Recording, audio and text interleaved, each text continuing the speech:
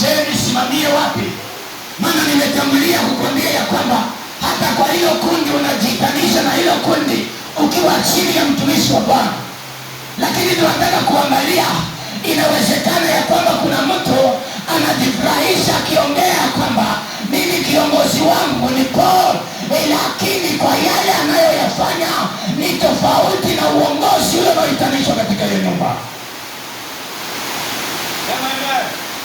Sema haleluya. Hebu tuingie kwa maandiko.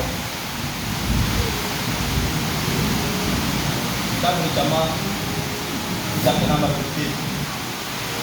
Marko mlango wa 15.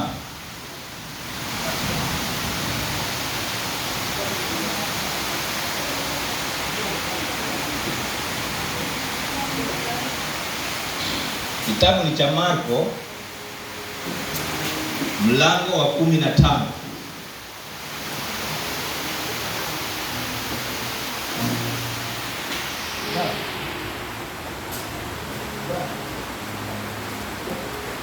Anzia pale mstari wa 9. Andiko linasema hivi: Pilato akawajibu akisema, je, mnataka niwafungulie mfalme wa Wayahudi? Kwa maana alitambua ya kuwa wakuu wa makuhani wamemtoa kwa husuda. Lakini ni wakuu wa makuhani wakawatahayarisha makutano kwamba afadhali wamfungulie Barnaba. Pilato akajibu tena akawaambia, basi nimtendeje huyu mnayemnena kuwa ni mfalme wa Wayahudi? Wakapiga kelele tena asulubishe. Pilato akawaambia, kwani ni ubaya gani aliyoutenda? Wakazidi sana kupiga kelele, msulubishe. Pilato akipenda kuwaridhisha makutano, akawafungulia Barnaba, akamtoa Yesu baada ya kumpiga mijeledi ili asulubishwe. Tuombe.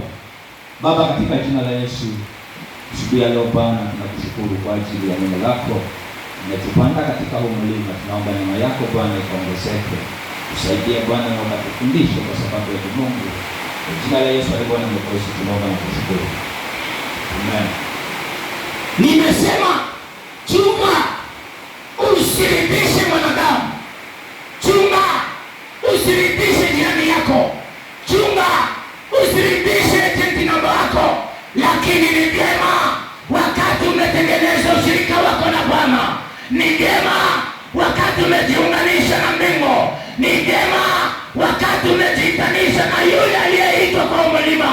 Maana maandiko yanasema ya kwamba Pilato akauliza, mtu huyu anaweza akatendewa nini? Watu wakasema ya kwamba ni asulubishwe. Wakati wanasema asulubishwe, hayo ni maneno ya makundi ama ni makutano waliokuwa wamekubaliana ya kwamba asulubishwe. Lakini jua ya kwamba katika ule msalaba aliangikwa waizi wawili na mfalme ambaye ni Yesu. Wakati amewekwa pale juu, maandiko yanasema ya kwamba waizi walipewa majina wakiitanisha ya kwamba waizi, lakini Yesu Kristo akaitwa ya kwamba ni mfalme mkombozi wa Wayahudi, na kwa sababu hiyo asulubishwe. Nami nimekuja nikwambie, chunga usiridhishe mwanadamu ukaanza kutokana na Mungu. Huyu ni ndugu yetu, ni ndugu yangu. Inawezekanaje kukaa kwenye amekaa? Ni kwa sababu kale umeangalia ukaribu na wewe na ndugu yako, ndiyo maana unaitana hivyo. Lakini nimekuja nikwambie, unaweza ukashirikisha bosi wako mambo yako, lakini salvation ni yako wewe na Mungu pekee. Hakuna jirani wala mtoto wako atakayeingilia ukombozi wako na Mungu ila wewe na Jehova pekee. Amen. Haleluya. Yuko katika msalaba, anasema watu wameungana, usulubishwe, chapa yeye. Sema imani. Sema haleluya.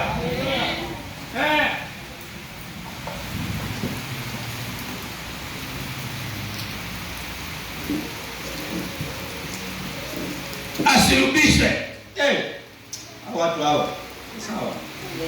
Pilato akawaambia, kwa